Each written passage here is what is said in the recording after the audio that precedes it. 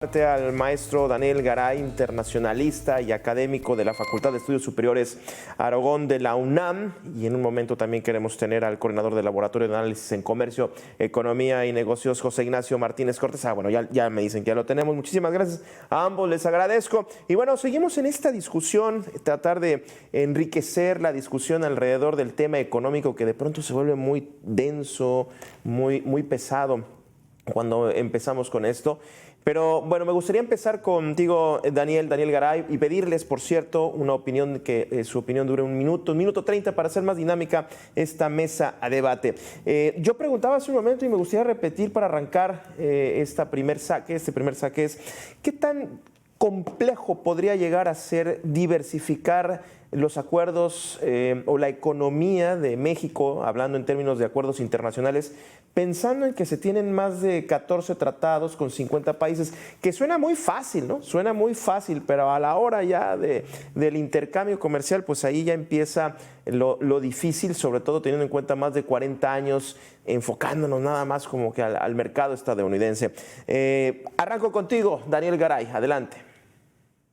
¿Qué tal? Buenas tardes, muchísimas gracias por la invitación. Un saludo a toda la audiencia. Bueno, la tan anhelada diversificación comercial que ha planteado México, y bueno, pues realmente no se ha podido cumplir, ¿no? A pesar de lo que mencionas, esta amplia red de tratados comerciales. Es decir, tenemos una vinculación con un numeroso importante de países, y sin embargo, pues no podemos aplicar o ejercer esos tratados, y entonces tenemos una dependencia muy grande hacia países como Estados Unidos, ¿no? En este tratado, en donde estamos hablando de casi un 80% de vinculación en la parte económica, y entonces se hace difícil que en una situación problemática como la que enfrentamos actualmente frente a Estados Unidos, pues resulte que no tenemos, al parecer, salidas cuando ahí están esos tratados.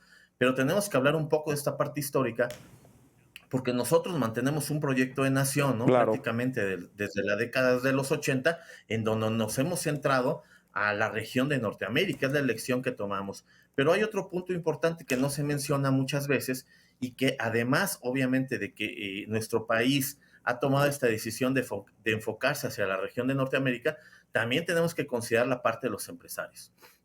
Está ahí la red de tratados, pero también los empresarios se sienten bastante cómodos exportando y haciendo comercio con Estados Unidos, a pesar de que están esos tratados, obviamente por la localización, por la facilidad, porque Estados Unidos es el país más consumista del mundo. Pues esa lógica lleva a que los propios empresarios se centren en este país y tengan ellos pues también la preferencia. Entonces están Claro. los dos aspectos que son muy importantes. Por un lado está el gobierno y las políticas públicas, este proyecto de nación de libre comercio y pertenecer al régimen de Norteamérica, pero por otro lado tenemos también la elección lógica, porque aquí, así hay que decirlo, de los propios empresarios que se enfocan a este mercado por una conveniencia, Muy ¿no? bien. Que obviamente les da beneficios y los favorece.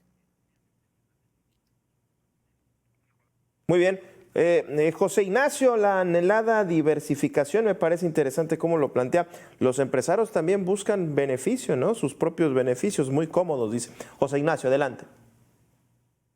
Sí, lo que tenemos aquí es que México no tiene una nueva oferta exportable, ¿sí? Tomando en consideración que del 100% de lo que exportamos a México, en términos estrictamente de empresa, hablamos de que el 88% es un comercio intrafirma.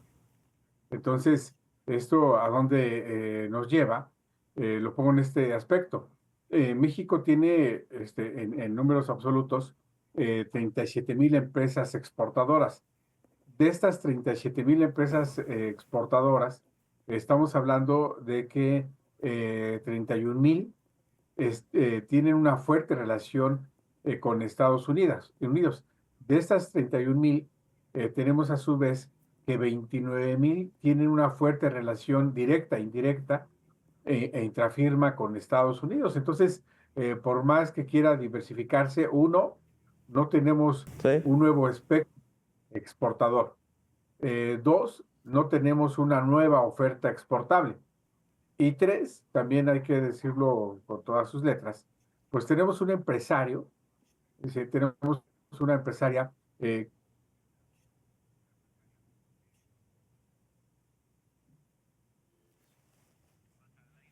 Uy, se cortó. Estaba interesante lo que está diciendo José Ignacio. Bueno, vamos a retomar a José Ignacio en un momento. Te retomo, Daniel.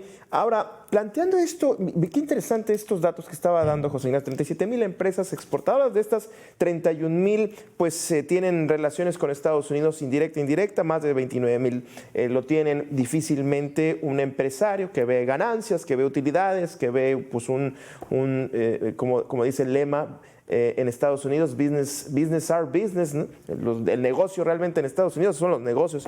Entonces difícilmente se podría ver de otra manera. Ahora, en términos estrictamente empresariales, ¿qué mercado podría ser una opción para diversificarse en el, digamos, corto o mediano plazo?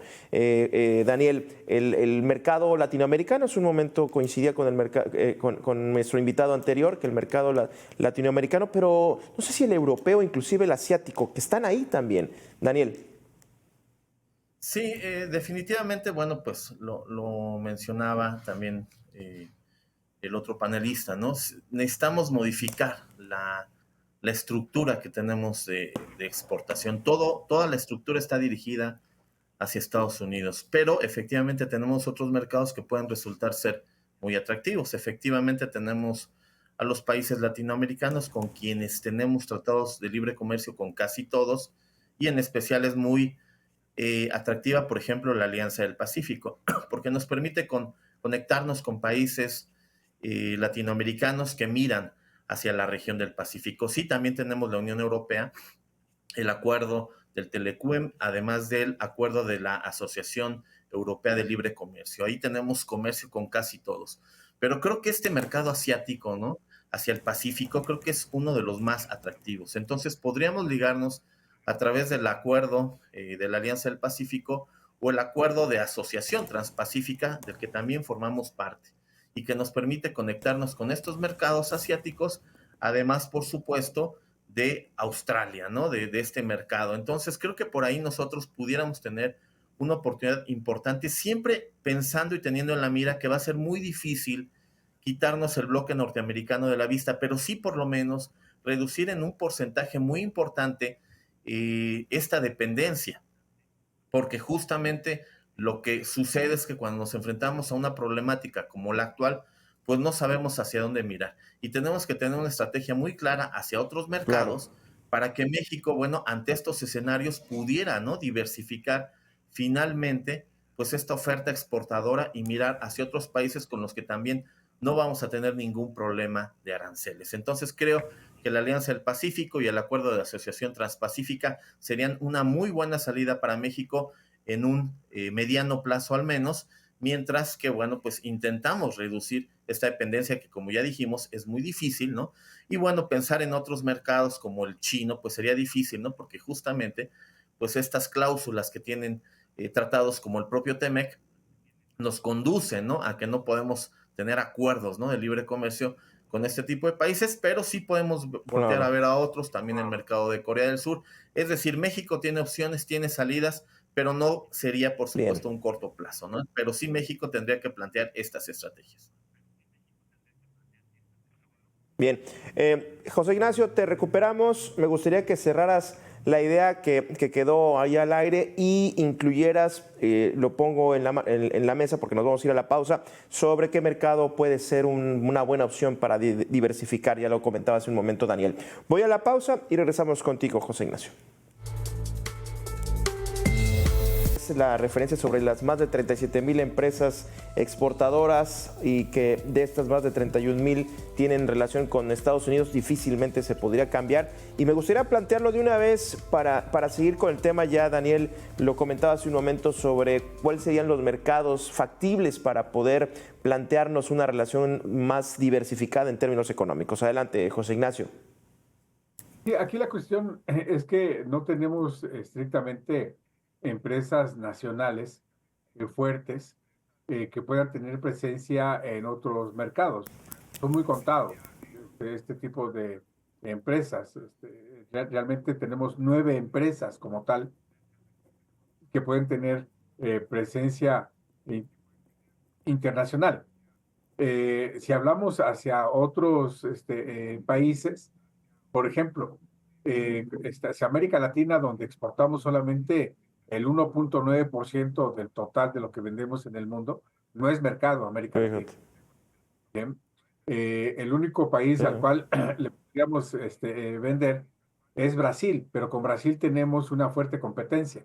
Para que se dé una relación comercial fuerte como la que tenemos con Estados Unidos, deben cumplirse tres importantes aspectos. Uno, complementación económica. Dos, optimización de mercado. Y tres, creación de comercio.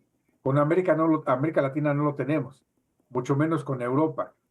Lo que tenemos con Europa, de Fíjate. manera particular, es que a ciertos países, España el primero, les exportamos commodities, entiéndase petróleo. Y con Alemania, Ujú, ujú, al ujú. igual que tenemos la misma relación que con Estados Unidos, es un fuerte comercio intrafirma. Hablar de Asia, hay una desventaja que es la parte de la logística. Nos sale muy, muy caro exportar a Japón. Ahora, la pregunta es, ¿qué le vendemos a países como Brasil, Alemania, Ya lo tienen todo, ¿no? Corea, India, Japón? Cuando estos países lo que exportan son productos con un valor agregado tecnológico y México no lo tiene. Lo que tenemos con Ujú. Estados Unidos es precisamente esta fuerte relación intrafirma y es precisamente ahí donde tenemos una enorme ventaja. En momentos álgidos como el que estamos viviendo con Trump, pues por supuesto que nos perjudica. Ya. Ahora, voy al cierre, ya nos vamos a enfilar al cierre y justamente José Ignacio pones un tema bien interesante que es Trump. Trump ha estado amagando, maneja el discurso, maneja las noticias falsas, inclusive ayer hablaba de que hoy iban a entrar los aranceles. En la fórmula económica de la búsqueda de una diversificación, Donald Trump, ¿cómo se mete a esta ecuación, teniendo en cuenta todo el nerviosismo, inclusive hasta el miedo que provoca en términos de migración, pero también en términos económicos? Adelante, Daniel, para cerrar. Bueno, creo que México se enfrenta a una encrucijada, ¿no? Estamos al parecer en un callejón sin salida porque digamos que esta parte comercial impacta en todos los órdenes. Es una medida de negociación con miras, ¿no? A esta revisión o renegociación que se va a plantear en el 2026. Entonces, digamos, de alguna manera, esto es un arma muy importante que impacta en otros temas, sobre todo la parte, como ya hemos observado, ¿no? En días previos, la parte de la migración, la parte de la seguridad, ¿no? Por supuesto, y otros temas económicos, temas de la frontera, temas que en este caso, pues México va a tener que responder y ya lo está haciendo, ¿no? Frente a Estados Unidos. Entonces, es un arma de negociación Claro. esta parte arancelaria, ¿no? Y en este, pues, camino México, pues, no sé, tendrá que buscar una alianza probablemente con Canadá, tendrá que plantear otras opciones, porque, bueno, pues Estados Unidos, y en este caso en particular Trump, que ya es su último periodo y está apostando el todo por el todo, pues entonces lo que vamos a observar va a ser unos 4 años muy difíciles para nuestro país y en donde, bueno, pues México va a tener que encontrar esas armas, esas estrategias para poder,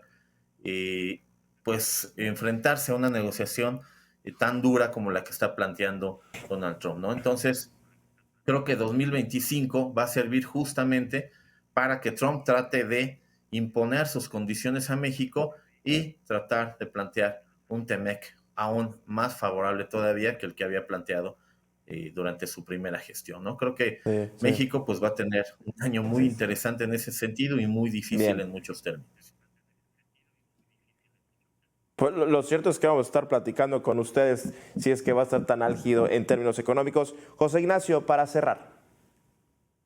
Sí, aquí México desafortunadamente está pagando lo que tanto se echó campanas al vuelo durante casi 40 años. Un mercado en el cual exportamos el 83.7%, un mercado del cual proviene el 99% de la inversión, un mercado del cual se envían el 99% de las remesas, es decir, estrictamente hablando de exportaciones representadas en el PIB, Estados Unidos representa en términos de riqueza creada para México en la parte de exportaciones el 37.3%.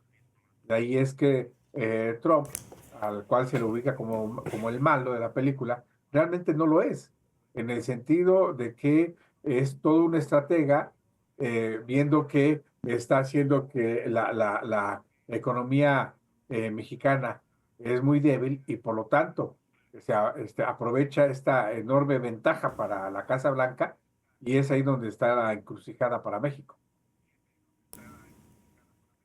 Sí. Muy bien, pues muchísimas gracias a ambos, Daniel Garay, José Ignacio Martínez Cortés, muchísimas gracias por haber estado con nosotros esta tarde aquí en A Debate. Por supuesto que vamos a seguir escuchándolos teniendo en cuenta lo álgido que se viene en la negociación en términos económicos. Bueno, muchísimas gracias a usted que estuvo con nosotros esta tarde, le agradezco y le invito a que se quede aquí en Mega Noticias. Con permiso, buenas tardes.